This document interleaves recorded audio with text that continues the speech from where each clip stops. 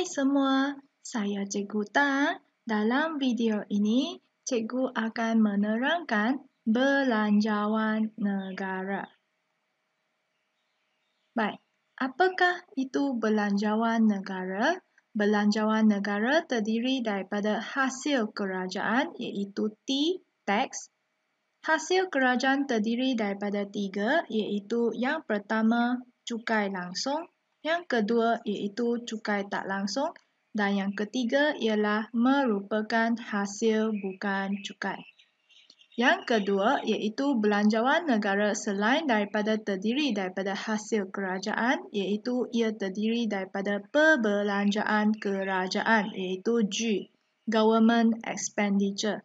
Perbelanjaan kerajaan terbahagi kepada 2 iaitu yang pertama perbelanjaan mengurus dan yang kedua iaitu perbelanjaan pembangunan.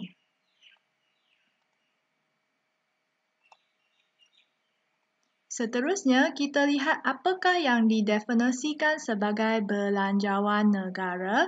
Belanjawan negara bermaksud satu penyata kewangan yang menunjukkan anggaran hasil cukai dan perbelanjaan kerajaan untuk satu tahun tertentu. Rumus untuk belanjawan negara ialah belanjawan sama dengan hasil kerajaan tolak perbelanjaan kerajaan.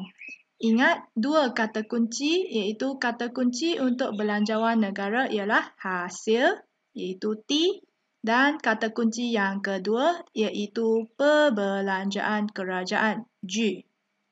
Maka rumusnya ialah hasil tolak perbelanjaan kerajaan T tolak G. Cukai langsung. Cukai langsung adalah merupakan cukai yang mesti dibayar oleh pembayar cukai, di mana beban cukainya tidak boleh dipindahkan kepada orang lain. Antara contohnya adalah seperti cukai pendapatan perseorangan, cukai keuntungan syarikat, cukai petroleum, cukai koperasi, duty stamp, cukai pintu dan juga cukai tanah. Seterusnya, kita lihat pula tentang cukai tak langsung. Cukai tak langsung bermaksud beban cukainya boleh dipindahkan kepada orang lain. Antara contohnya adalah seperti duty export, duty import, duty excise, cukai jualan dan juga cukai perkhidmatan. Seterusnya, kita lihat pula hasil bukan cukai. Hasil bukan cukai bermaksud sumber hasil kerajaan selain daripada cukai. Antara contohnya seperti permit dan lesen perniagaan, bayaran denda, royalti petroleum, sewa harta kerajaan dan juga pendapatan pelaburan. Apakah yang dimaksudkan sebagai perbelanjaan mengurus? Perbelanjaan mengurus ialah perbelanjaan kerajaan untuk membayar kos pengurusan dan pentadbiran kerajaan.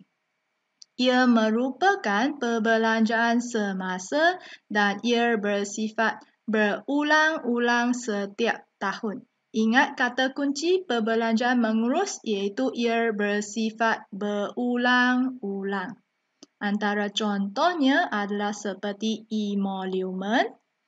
Emolument merupakan gaji kepada kaki tangan kerajaan, pencen dan ganjaran, bayaran khidmat hutang, pemberian dan serahan kepada kerajaan negeri dan perbelanjaan lain. Seterusnya, kita lihat pula tentang perbelanjaan pembangunan. Apakah yang dimaksudkan sebagai perbelanjaan pembangunan? Ia merupakan perbelanjaan untuk membiayai penyediaan infrastruktur dan kemudahan awam, perkhidmatan sosial dan projek pembangunan kerajaan. Contohnya, pembinaan hospital,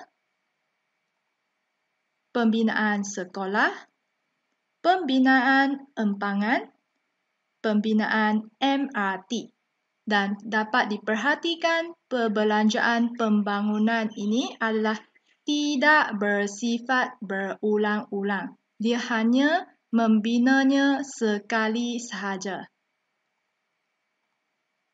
Seterusnya, kita lihat pula tentang dasar belanjawan. Dasar belanjawan terbahagi kepada 3, iaitu yang pertama, belanjawan lebihan di mana T melebihi daripada G.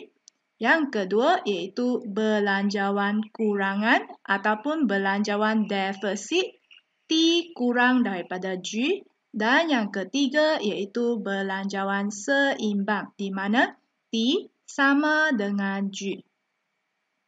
Dan kita dapat perhatikan rajah kesan daripada dasar belanjawan terhadap kitaran perniagaan ini, di mana pada asalnya kitaran perniagaan tanpa dasar fiskal iaitu ditunjukkan dalam garisan hijau.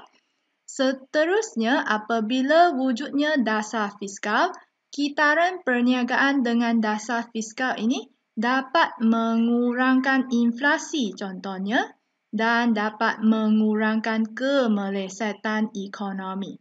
Dengan itu, kita mendapati bahawa kitaran perniagaan dengan dasar fiskal dapat ditunjukkan dengan garisan merah di mana kitaran perniagaan tersebut telah pun dikecilkan. Seterusnya, kita lihat apabila berlakunya belanjawan defisit di negara Malaysia, biasanya kita akan mengalami belanjawan defisit iaitu T kurang daripada G, di mana kita akan mengambil hutang iaitu hutang negara yang terlibat, iaitu hutang yang pertama ialah hutang dalam negara dan yang kedua iaitu hutang luar negara. Hutang dalam negara terbahagi kepada yang pertama iaitu bank-bank perdagangan, Bank Simpanan Nasional BSN, syarikat insurans, lembaga tabung haji LTH dan juga syarikat takaful. Dan yang kedua iaitu KWSP dan bank perdagangan, di mana negara Malaysia akan pinjamkan daripada dalam negara. Ini merupakan hutang dalam negara. Manakala pinjaman daripada luar negara ini akan menyebabkan hutang luar negara, antaranya adalah dari negara US, negara Jepun, negara Jerman, iaitu negara-negara kuasa besar dan daripada Bank Pembangunan Asia dan juga Bank Dunia iaitu World Bank.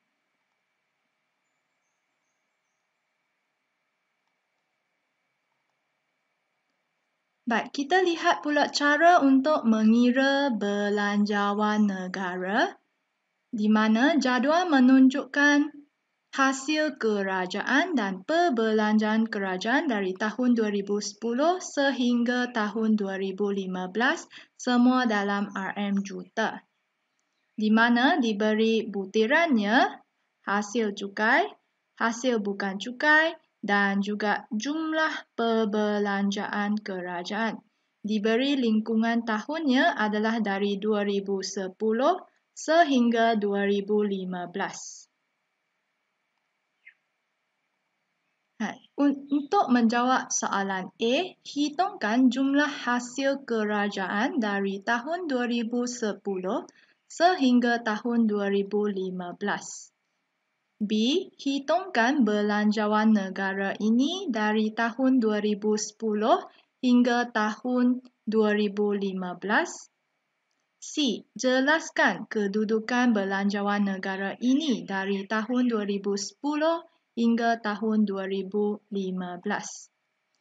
cara penyelesaian masalahnya iaitu di mana untuk menjawab soalan A, jumlah hasil iaitu kita akan menambahkan hasil cukai dan juga hasil bukan cukai. Bagi tahun 2010, 37,480 campur dengan 11,960, maka jumlah hasilnya ialah 49,440. Untuk 2011 iaitu 41,670 campur 10,280, maka jumlahnya ialah 51,950.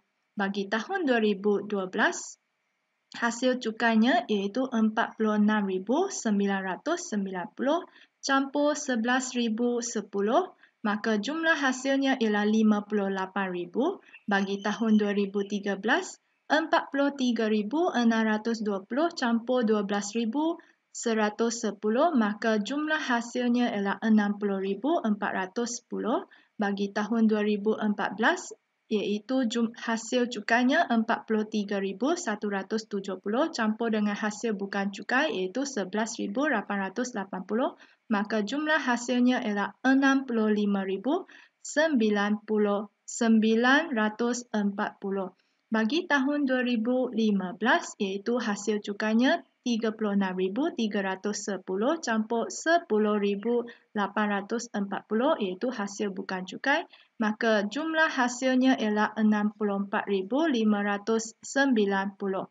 Apabila kita ingin menghitungkan belanjawan iaitu jumlah hasil tolak dengan jumlah perbelanjaan kerajaan iaitu T tolak dengan G, di mana 49,440 tolak dengan 46,340, maka belanjawannya adalah sebanyak 3,100. Bagi tahun 2011, 51,950 tolak dengan 50,580, maka belanjawannya ialah 1,370. Bagi tahun 2012, 58,000 tolak dengan 57,890, maka belanjawannya ialah 110. Bagi tahun 2013, 60,410 tolak dengan 60,410, maka kita mendapati bahawa dia adalah negatif 4,680. Bagi tahun 2014 iaitu 65,940 tolak dengan 65,940, maka belanjawannya ialah negatif 10,890. Bagi tahun 2015 iaitu 64,590 tolak dengan 64,590, maka dia adalah negatif 17,440. Untuk menghitung jenis-jenis belanjawannya, iaitu apabila nilainya positif, ia merupakan lebihan. Iaitu kita mendapati bahawa tahun 2010 iaitu lebihan, 2011 lebihan, 2012 iaitu lebihan, 2013 iaitu defisit, 2014 iaitu defisit, dan untuk tahun 2015 ialah merupakan defisit. Berikutnya iaitu cara untuk menghitung bagi jumlah hasil kerajaan, iaitu rumus bagi jumlah hasil kerajaan ialah hasil cukai campur hasil bukan cukai. Untuk menjawab B iaitu dengan menggunakan rumusnya, belanjawan negara sama dengan jumlah hasil kerajaan tolak jumlah perbelanjaan kerajaan iaitu T tolak dengan G. Untuk soalan C iaitu jawapannya negara itu mengalami belanjawan lebihan yang semakin menurun dari tahun 2010 hingga tahun 2012 iaitu RM3,100 juta turun kepada RM110 110 juta dan seterusnya mengalami belanjawan kurangan ataupun defisit yang semakin meningkat dari tahun 2013 hingga tahun 2015, iaitu dari RM4,680 juta negatif kepada negatif RM17,440 juta. Baik, kita akan lihat pula tentang aneka pilihan jawapan. Soalan ini merupakan klon STPM 2017 soalan yang ke-7. Diberi jadual di bawah menunjukkan hasil dan perbelanjaan sesebuah negara pada tahun 2016. Diberi butirannya cukai langsung dalam RM juta iaitu 253,484, cukai tak langsung iaitu 74,924, hasil bukan cukai iaitu 107,798, pendapatan bukan hasil iaitu 5,044, perbelanjaan mengurus iaitu 435,302 dan perbelanjaan pembangunan 79,006. Baik, apakah kedudukan belanjawan negara pada tahun 2016 tersebut? Ia mengalami keadaan apa? Baik, kita akan lihat cara untuk perhitungannya, iaitu jumlah hasil tambah dengan hasil bukan cukai, iaitu cukai langsung campur cukai tak langsung campur hasil bukan cukai campur pendapatan bukan hasil. Maka kita akan mendapati bahawa jumlah hasilnya iaitu 253,484 campur 74,924 campur 107,798 campur 5,000 dan 44. Maka jumlah hasilnya ialah 441,250. Manakala untuk jumlah perbelanjaannya iaitu sama dengan perbelanjaan mengurus campur perbelanjaan pembangunan iaitu 435,302 campur 79,006 iaitu ia bersamaan dengan 514,308.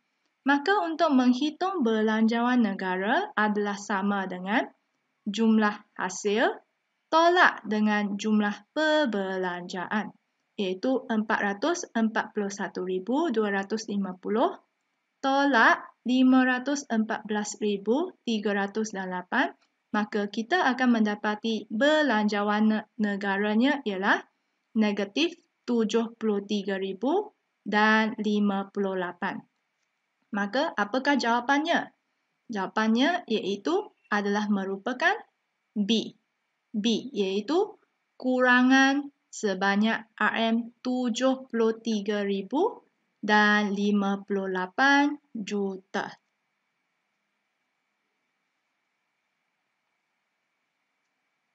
Baik, berikutnya kita akan lihat pula tentang question and answer iaitu hasil kerajaan terdiri daripada cukai dan apa? Boleh beritahu cikgu, apakah cukai dan apa? Okey, iaitu cukai dan hasil bukan cukai. Okey, yang kedua iaitu jika wujud belanjawan apa? Iaitu jumlah hasil kurang daripada jumlah perbelanjaan, maka sumber-sumber pembiayaan diperoleh daripada pinjaman dalam negeri, pinjaman luar negara dan jualan aset kerajaan. Boleh beritahu cikgu apakah belanjawannya? Belanjawannya ialah belanjawan kurangan ataupun belanjawan defisit. Baik, rumusannya iaitu belanjawan terdiri daripada 3 iaitu belanjawan lebihan T melebihi G. Yang kedua iaitu belanjawan kurangan T kurang daripada G Dan yang ketiga, belanjawan seimbang iaitu T sama dengan G. Setakat ini sahaja untuk perkongsian kali ini. Jangan lupa like, subscribe dan share dengan rakan-rakan anda yang lain YouTube channel Cikgu Tan sekiranya video ini membantu anda dalam pembelajaran. Semoga bermanfaat kepada semua. Terima kasih. Bye-bye.